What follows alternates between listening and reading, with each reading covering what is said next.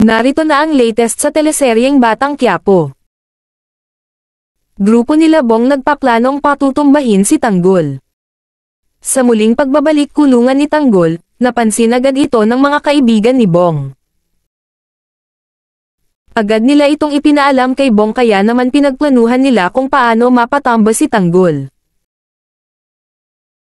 Ngunit kulang ang kanilang mga armas na gagamitin sa pagpatay kay Tanggol kaya naghanap sila ng diskarte para madagdagan ito. Nakipag-alyansa din si Bong sa grupo ni na Otep. Sila ang inatasan ni Bong para sa mga guard at para hindi makapasok ang mga gwardiya para awatin ang kanilang paglalaban. Pagkatapos nilang mapatay si Tanggol ay isusunod nilang patutumbahin si Chief Espinas bago tatakas sa kulungan. Sa kabilang banda, sinabi na ni Tanggol sa kanyang mga kaibigan ang nangyari kay Makang. Labis ang kalungkutan na darama nito at inaalala ang mga panahong kasama pa nila si Makang.